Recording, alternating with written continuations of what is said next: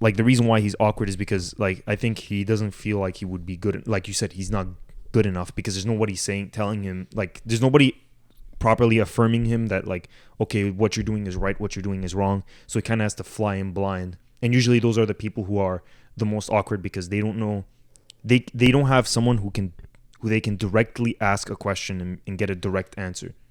You know, like you can, like a lot of young men, because they don't grow up in like very supportive households or they don't have a father, they often have to go and find a surrogate father in a figure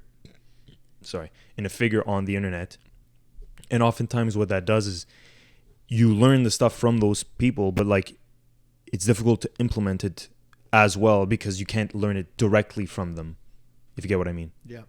Yeah, you can't learn the ins and outs of social interaction through an impersonal medium.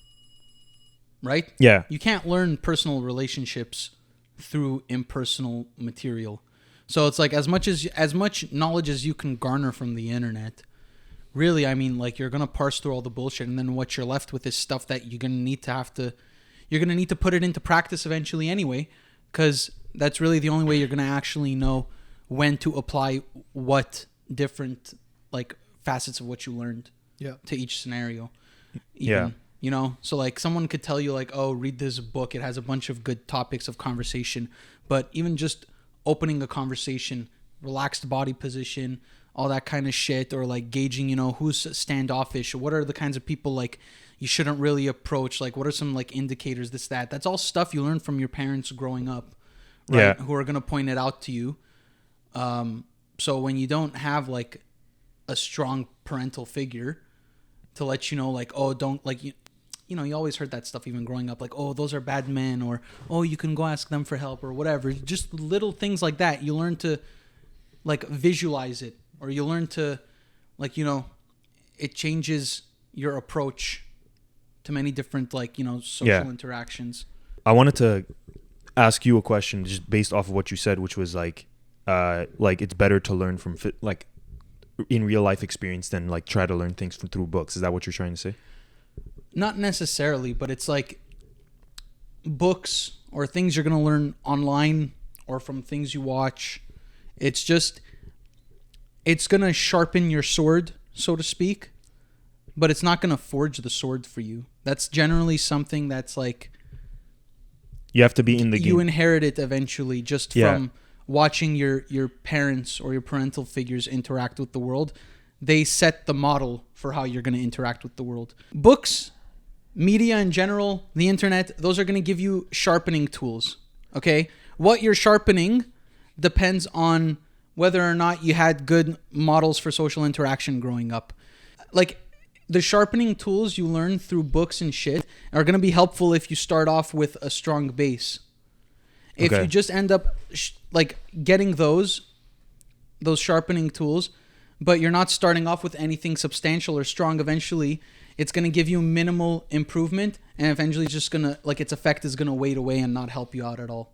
Okay. Like, its effectiveness runs out because you actually need something tangible and you need something durable. Like, you need a strong foundation. Otherwise, it's not going to do anything for you. Because I personally think that, like, it's like, you know how usually when you go to school, things are split into like theory and practice.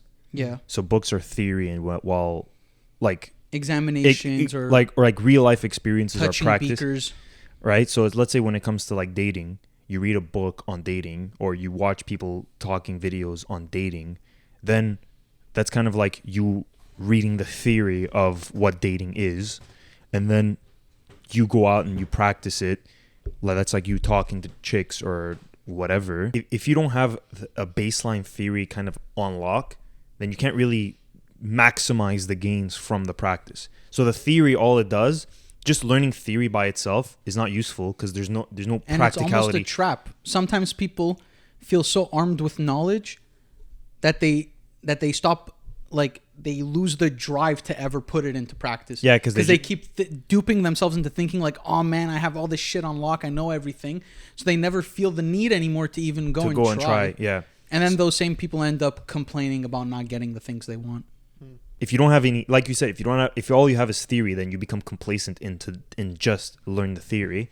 But if all you try to do is practice, it's like you're learning a lot more through practice. But by not adapting the theory that which you have and the knowledge that you have available to you, it's like the progress that you're making is like this. But if someone who has the theory and then begins the process, even if you're like many like if you're much more through like the experience, your progress is going to go like this in comparison, because you can easily recognize your mistakes, because if you don't have the theory and let's say you make a mistake, you're just going to think, okay, that was an off chance, like if that was an off one thing that it didn't work.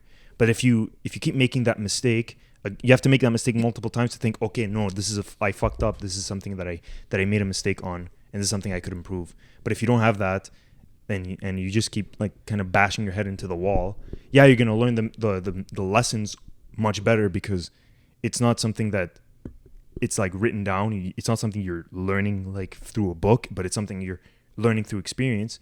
However, at the same time, it's like you're going to waste a lot more time, a lot more energy, and probably a lot more money on things on mistakes that could be avoided if you just learn the lessons much better. He got like inspiration and stuff from outside forces. You listen to drummers play, so he had the right theory, and he was practicing, but the theory was not as solid, because he could have got, like, if he had other musicians in his family, they could have drilled him a lot better.